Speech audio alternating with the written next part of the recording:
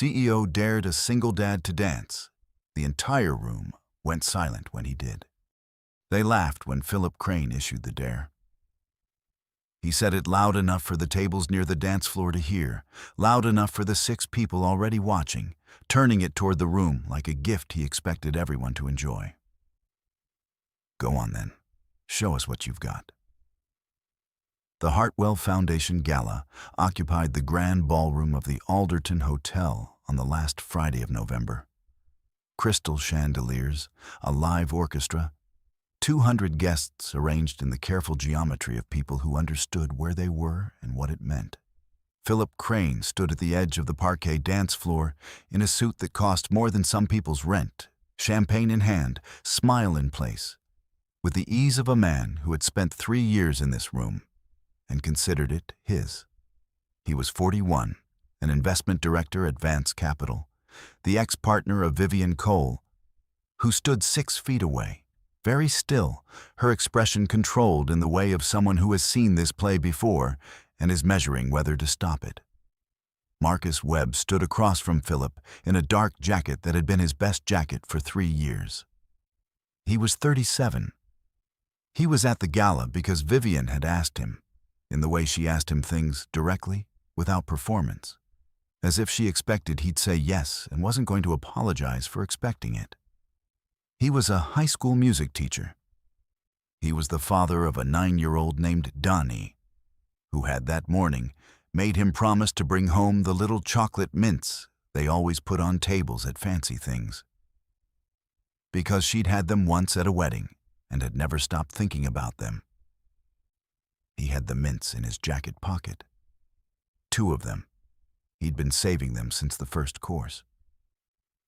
Philip had been circling all evening, close to Vivian, close to Marcus, with the studied casualness of a man who wanted a specific outcome and was patient about getting there. At 9:47, with the orchestra playing something with a Latin undercurrent and 3 couples on the dance floor, Philip had made his move. What the foundation couldn't do, he'd said, is get anyone interesting on the floor. Marcus had looked at the dance floor. You look like you might have some moves, Philip had said, with a smile that wasn't a smile. Unless this isn't really your scene. And then, go on then, show us what you've got. The 6 tables closest to the floor were watching. Vivian hadn't moved. Philip's smile was fixed and waiting.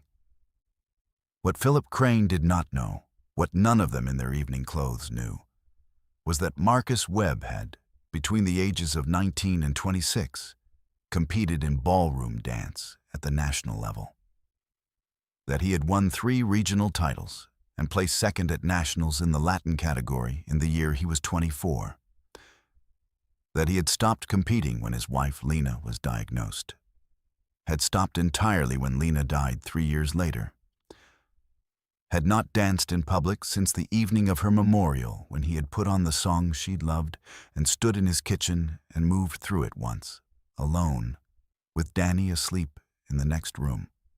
That the dancing lived in his body the way grief lived in his body. Present, waited, capable of surfacing when the conditions were right. The conditions were a dare on a dance floor in front of 200 people and a woman he had been thinking about for 4 months. What Philip Crane did not know was what he had just opened. By the end of this evening, Philip would be leaving the ballroom alone. Not dramatically, not in disgrace, but in the specific quiet of a man who has understood, in front of witnesses, that the room has finished belonging to him. The 6 tables that had been watching for his reaction would be watching for something else entirely. Vivian Cole would be standing very still for a different reason. And Marcus Webb would be on the dance floor. But that was 60 seconds away. 11 hours earlier, Marcus had woken at 5:30. He had been awake at 5:30 for 3 years.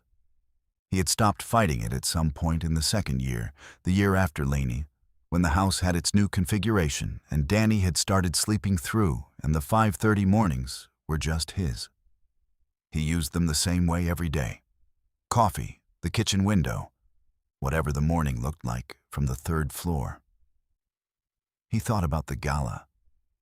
He thought about the text Vivienne had sent last night.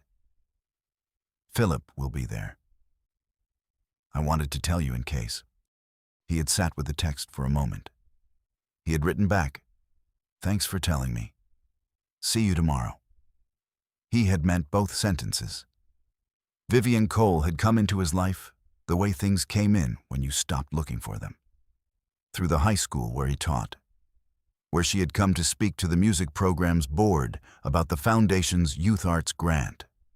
She had sat in the third chair on the left and listened to the presentation with the concentrated attention of someone who was actually trying to understand what she was hearing, rather than managing how she appeared while hearing it. He had been at the piano at the front of the room, playing softly between presentations the way he did when he needed something to do with his hands. She had watched him play.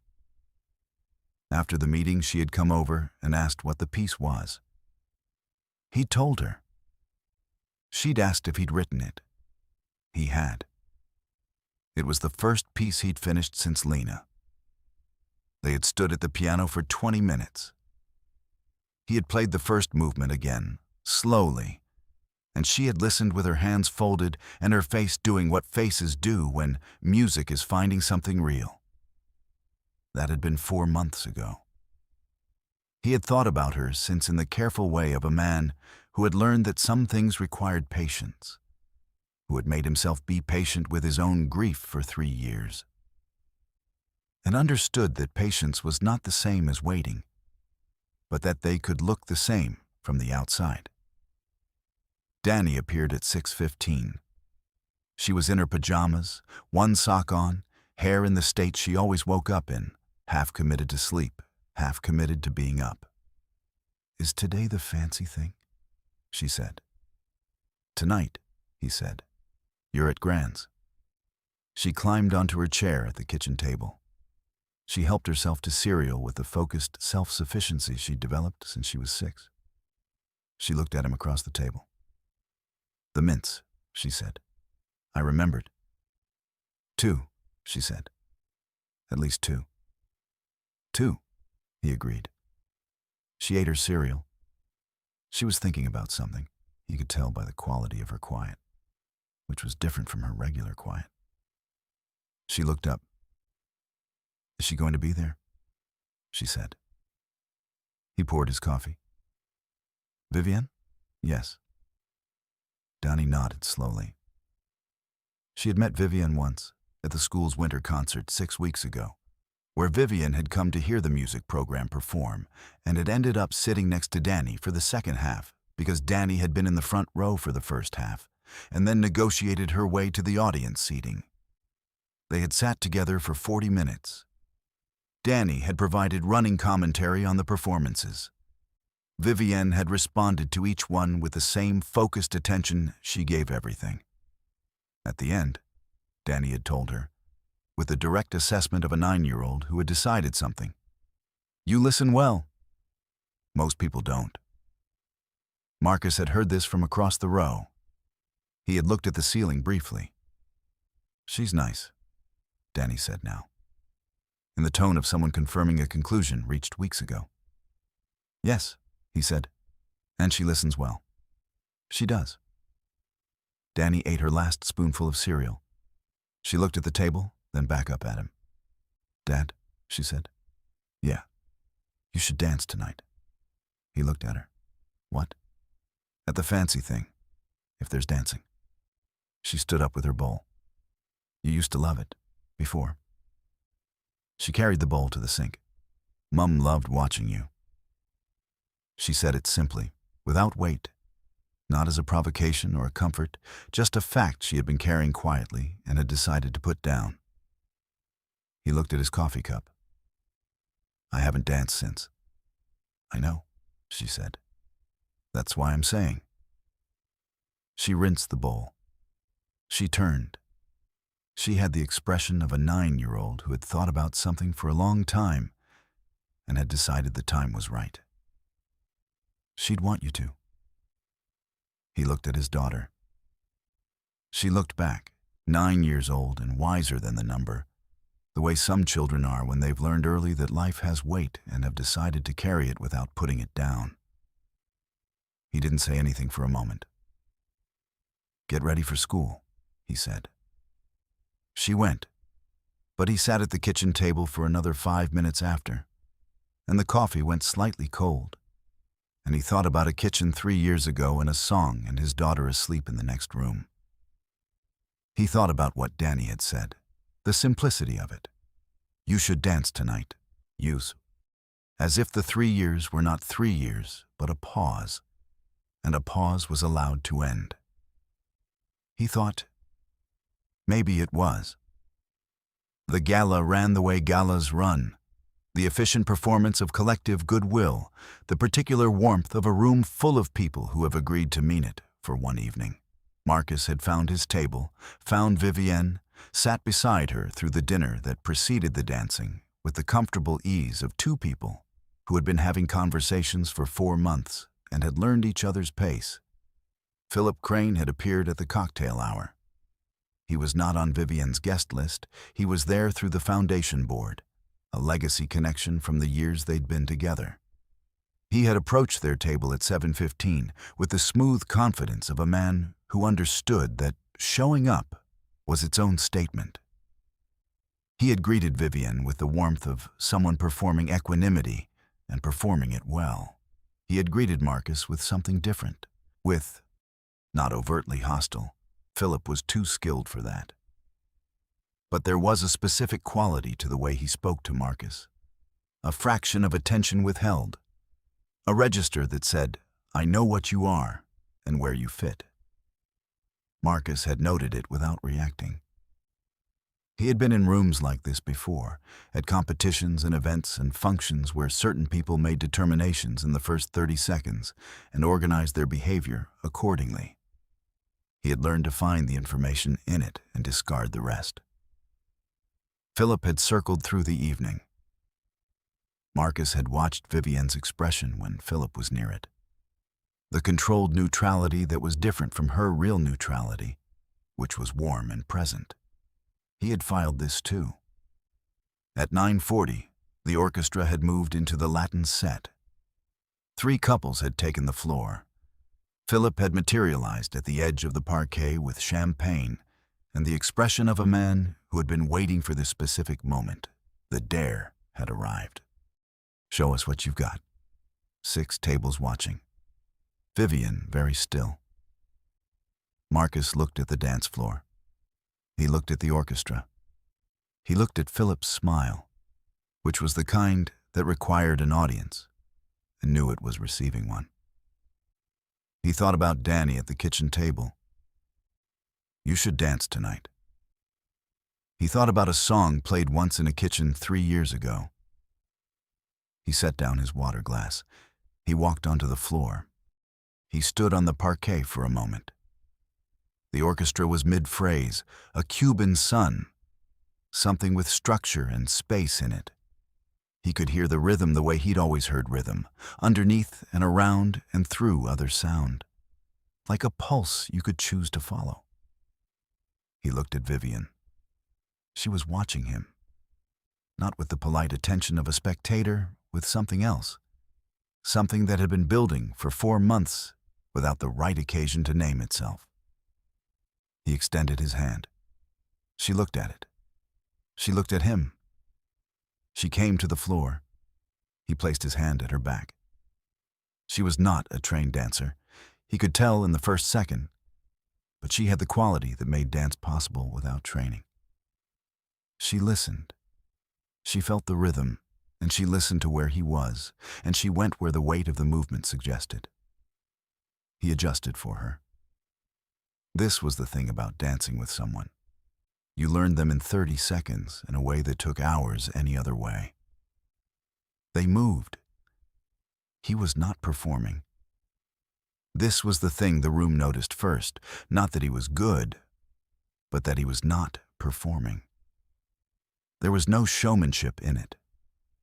There was something else, something that had nowhere to go for 3 years and had found In this moment, the right container. He was dancing the way he danced in the kitchen at Lena's memorial. Just moving through it. Just being in it. Just letting the music be what it was and his body respond to it the way bodies do when they've done this for enough years that it's not thought anymore. Just presence. The three couples who had been on the floor moved to the edge without deciding to.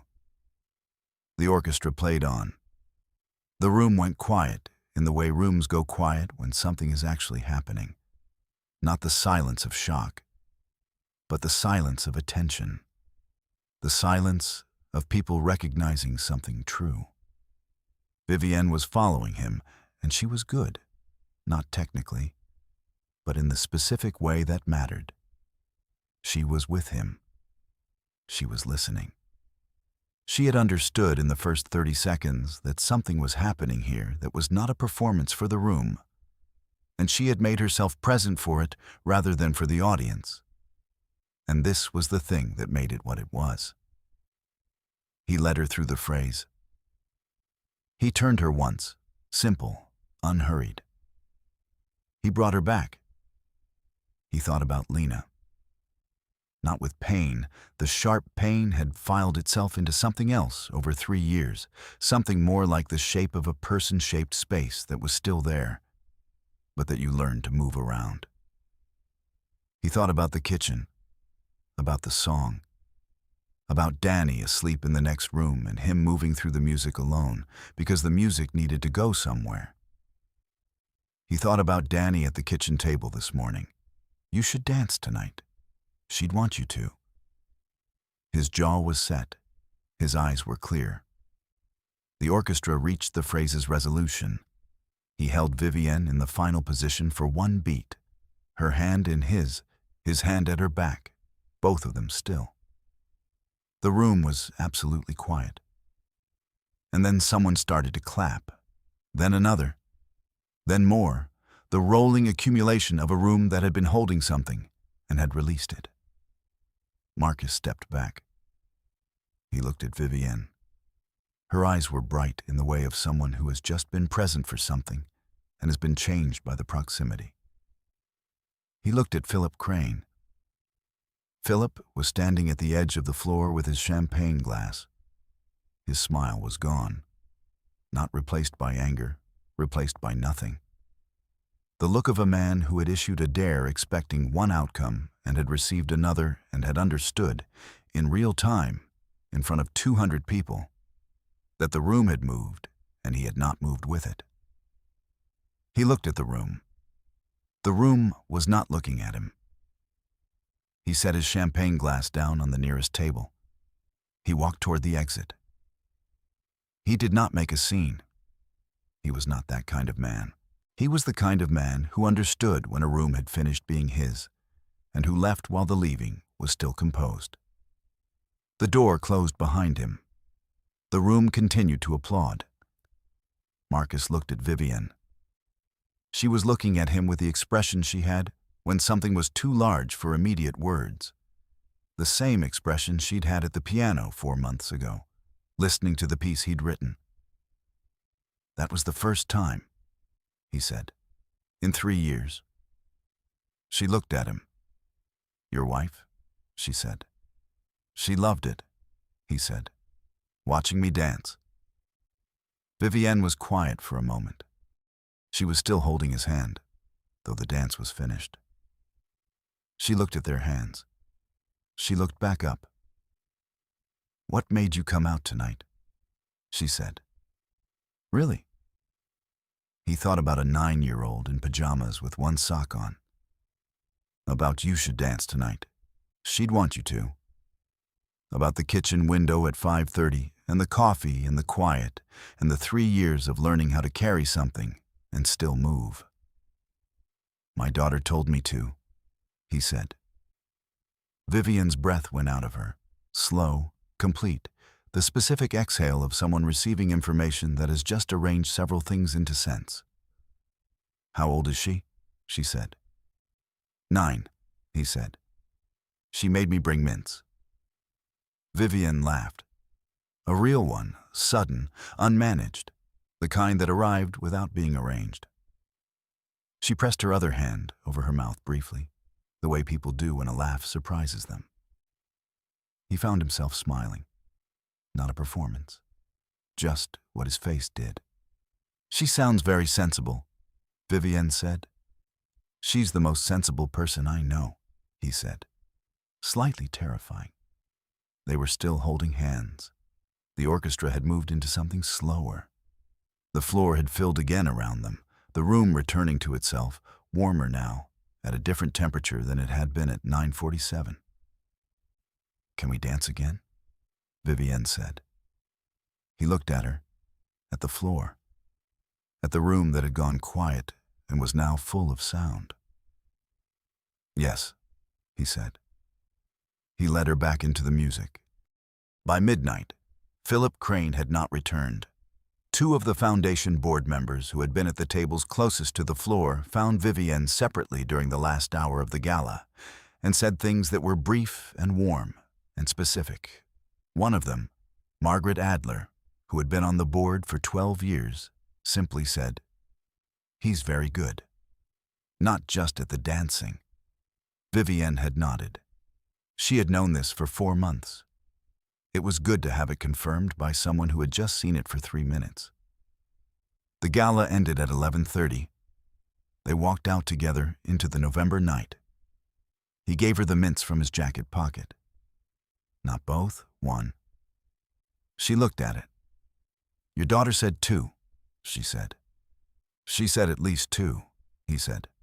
"I'm keeping the second one." Vivienne looked at the mint. She looked at him. She was smiling in the way she smiled when something was exactly right. She put the mint in her coat pocket. He called a car for her.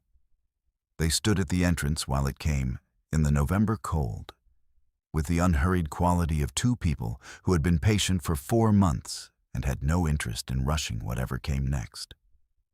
"Tell Donnie thank you," Vivienne said. "For what?" "For telling you to dance."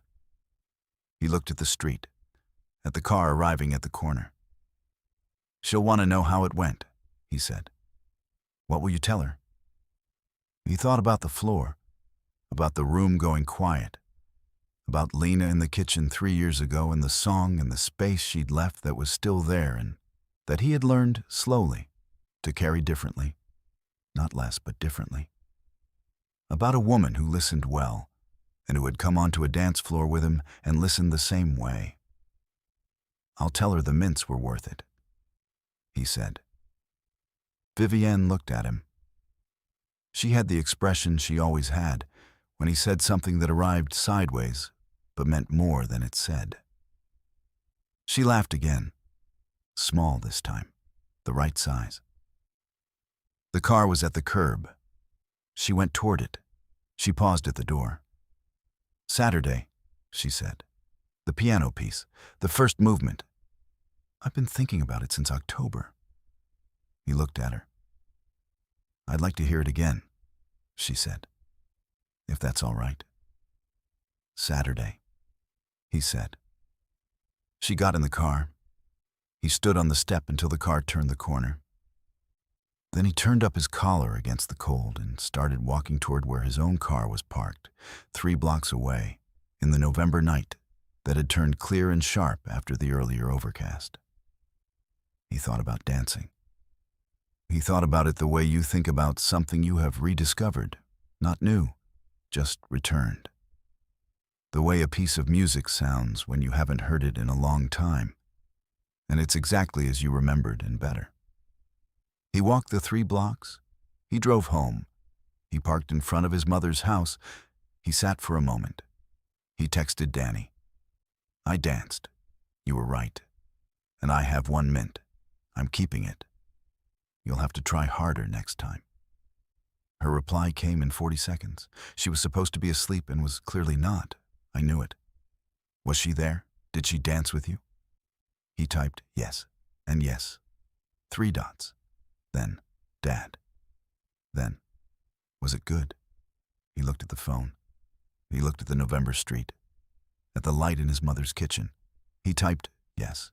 It was very good. He put the phone in his pocket. He got out of the car. He went inside to tell his daughter the rest. A week later, Philip Crane's access to the Hartwell Foundation's Board Advisory Committee, a position he'd held through a legacy connection for 4 years, was quietly not renewed. The board chair, in her email to him, cited a reorganization of advisory structure and thanked him for his contributions. 3 board members had noted, independently and without coordination, that his conduct at the November Gala had been inconsistent with the Foundation's stated values around inclusion and respect. The board chair had listened to all 3 and made the call on a Tuesday morning. Philip wrote back a professional reply. He had enough instinct for when a room was finished with him to know when an argument was also finished. He did not respond further. His assistant at Vance Capital heard about it through mutual contacts 2 days later. She said nothing to him directly. She began updating her resume the following week, not because of the Foundation specifically, but because of what it confirmed about a pattern she had been noticing for 18 months. At Vance Capital itself, 2 junior associates who had been at the gala table nearest the dance floor had the kind of conversation people have when they've seen something and need to account for it. They arrived separately and without consulting each other at the same conclusion: that Philip Crane was a man who mistook performance for authority, and that the room had quietly stopped mistaking the same thing. This conclusion affected, over the following months, the quality of enthusiasm they brought to his projects. It was subtle. It accumulated. Marcus heard nothing specific about Philip's advisory removal. He had not looked for it, and it had not found him. He was, by the time it happened, thinking about other things. A Saturday that smelled like tea and piano music. A 9-year-old who had presented Vivienne with a drawing of a dance floor she had been apparently working on since the morning after the gala. A December morning where 3 people had sat at a kitchen table, and the particular rightness of it had been visible in how long they stayed. He thought about Danny's drawing. She had given it to Vivienne without preamble, a dance floor, 2 figures, an orchestra at the back, and at the bottom in careful letters, "Dad danced again." Vivienne had looked at it for a long time. She had asked Danny if she could keep it. Danny had said yes, in the tone of someone who had made it specifically to be kept. Marcus had watched this happen from the kitchen doorway. He had thought, yes, that word again, simple, complete. 5 weeks after the gala, Marcus woke at 5:30. The kitchen window, the coffee, the city at its early morning work. He thought about the piece he was finishing, the second movement, which had been stuck at the same 8 bars for 6 weeks and had moved 3 nights ago. He thought about why it had moved, which was that Vivienne had sat in the practice room at school and listened to what he had while he played it and had said, afterward, "The 8 bars feel like they're waiting for permission." He had looked at her. She had shrugged slightly. "I don't know music theory, I just listen." He had gone back to the piano. He had played the phrase differently. It had moved. He thought about the kitchen at 5:30 being the right time to be awake. About 3 years of it. About what it had taught him, which was not nothing. Danny appeared at 6:20. Fully dressed, it was a school day, with the purple clip she'd started wearing after Vivienne had said she liked it. She climbed onto her chair. She looked at him with the morning assessment. "You have the good face," she said. "What's the good face?" "The one where you're here," she said. Simply, as if it were obvious. As if 3 years of the other kind of face had made the good one immediately identifiable. He looked at his daughter across the kitchen table. At the December morning coming through the window. At the second movement sitting in his notebook on the counter, solved, waiting for him to take it somewhere. "I'm here," he said. She smiled, the small, controlled smile that was her highest register of satisfaction. "Good," she said. "Make the eggs." He made the eggs. Outside, December was doing what December did, bare and clear and cold enough to mean it. Inside, the kitchen was warm, and the eggs were almost ready, and there were 3 chairs at the table, and one of them was going to have someone in it on Saturday morning. The kind of someone who listened well and had danced with him on a night when dancing had meant what it hadn't meant in 3 years. Dani ate her eggs with the focused pleasure of someone who had decided this particular morning was good. She had drawn another picture last night. He could see it on the counter from here, waiting to be taken somewhere. He hadn't looked at it closely yet. He looked now. 3 chairs at a table, 3 plates. Outside the window of the drawing, in Dani's precise, specific style, a city in December. And above the table, in the careful letters she used for titles, home. He looked at it for a long moment. He poured 2 more cups of coffee, habit, or maybe not habit, maybe intention, maybe the kind of forward-leaning that happens when you have finally, after a long time, stopped waiting for the right moment and understood that the moment is now, and now is enough. He put the second cup on the counter near the window, where the morning light would keep it warm. He sat down across from his daughter. They ate breakfast together while December arrived through the window, clear and unhurried, exactly like a beginning.